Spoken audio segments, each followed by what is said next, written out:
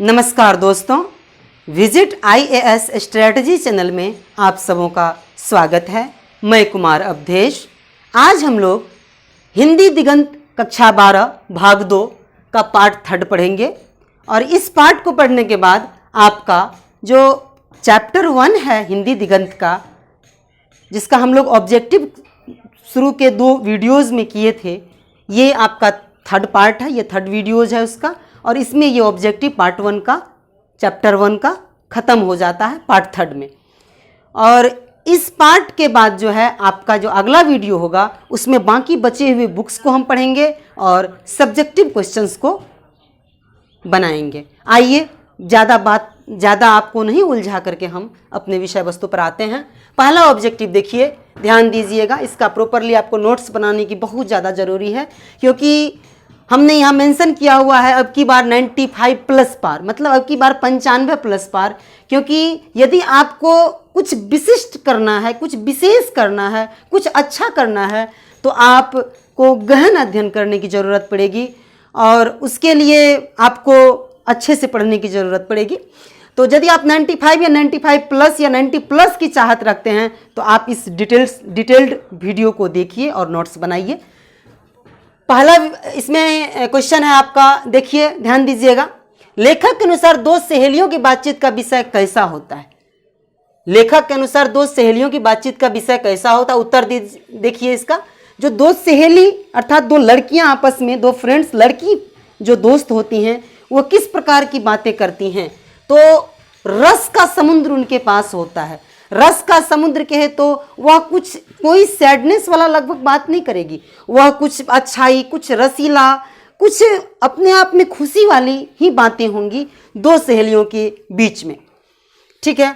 2 बूढ़ियों की बातचीत का प्रकरण क्या होता है? दूसरा जो ऑब्जेक्टिव है, 2 ओल्ड एज जो वुमेन्स होती है, जिसको बूढ़ियाँ बोलते हैं हम लोग, यदि वृद्ध माता, तो यहाँ पर लेखक बुढ़िया लिखे हुए हैं, तो हमको यही पढ़ना होगा।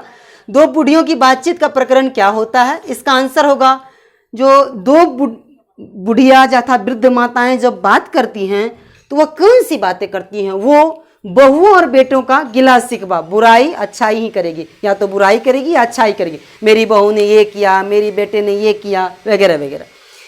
तीसरा ऑब्जेक्टिव देखिए, बातचीत में स्कूल के बच्चों का विषय क्या रहता है? स्कूल के बच्चे बातचीत कैसे करते हैं, क्या करते हैं?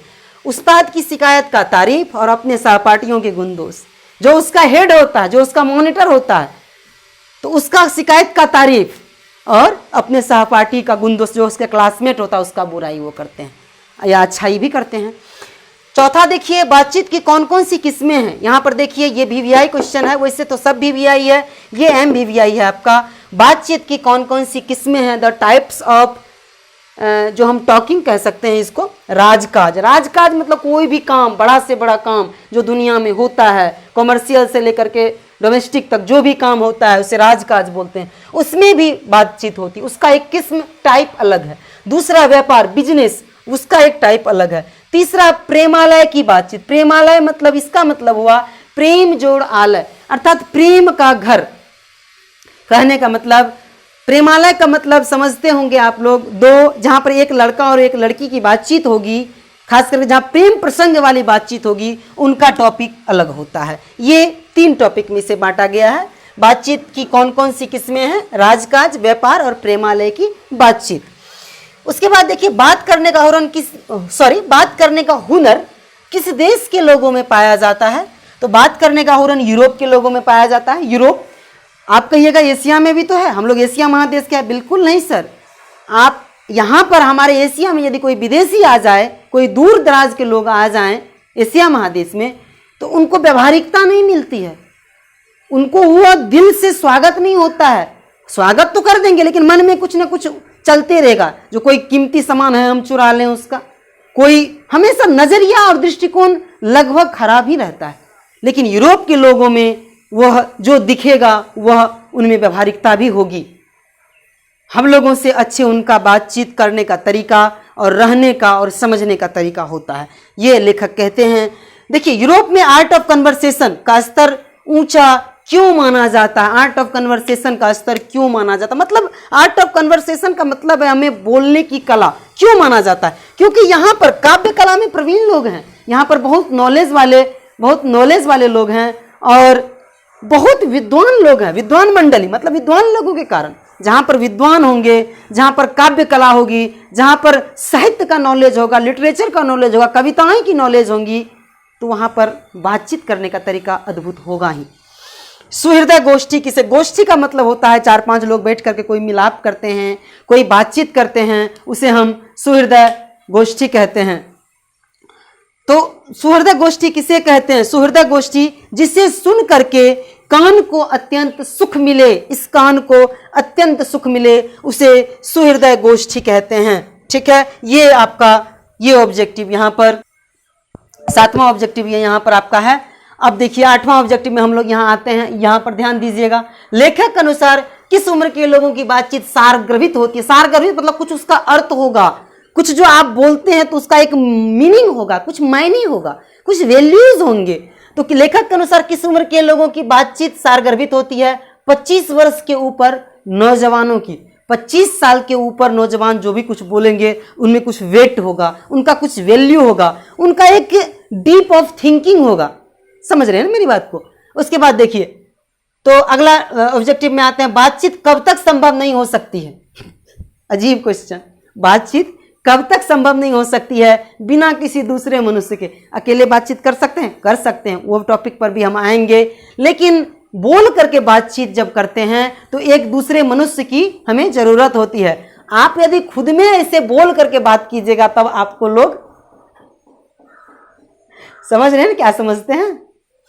तो बातचीत कब तक संभव नहीं हो सकती बिना किसी दूसरे मनुष्य के।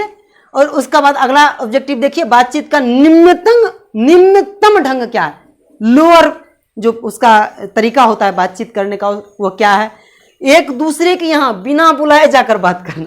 हमको आप नहीं बुलाए या आप हमको पसंद नहीं करते हैं बट आपके यहाँ हम चले गए और गप देने लगे, तो ये सबसे निम्न तरीका लेखक इसे मानते हैं। एक तो बिना बुलाए चले गए, बिना बुलाए जाकर के शांत नहीं रह करके पूरा एकदम भाषण देने लगे, बात करने लगे, गप्पे मारने लगे, ये निम्नतम तरीका इसे साहित्य में माना जाता है।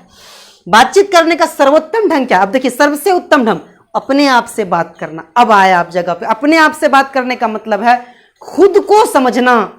अपने आप से आप बात कर सकते हैं, मैं क्या हूं, मेरा जन्म किस लिए हुआ है, मुझे क्या करना चाहिए, ये मेरे लिए सही है या नहीं है, मैं जो कर रहा हूं क्या ये सही है, मैं जो कर रहा हूं क्या इससे दुनिया का भला होगा, मेरा भला होगा, मेरे अपनों का भला होगा, या फिर मैं जो कर रहा हूं मेरे माता पिता उससे खुश होंगे।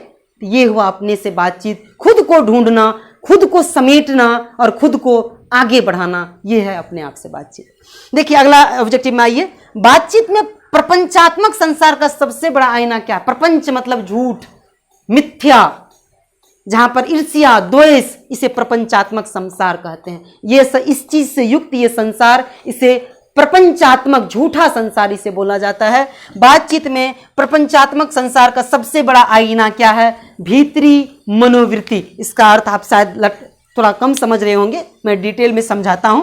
बातचीत में प्रपंचात्मक संसार का सबसे बड़ा आईना, जो हम लोग बातचीत करते हैं, इस झूठे संसार का सबसे बड़ा आईना क्या है? हम दूसरे से झूठा बोल सकते हैं, आपको हम उल्लू बना सकते हैं, खुद को बना सकते हैं क्या? भीतरी मनोवृत्ति में आप सत्य उभर जाते हैं, फिर दुनिया में आप झूठ रहते हैं लेकिन अपनी भीतरी मनोवृत्ति में आप दर्पण बन जाते हैं। जिस प्रकार दर्पण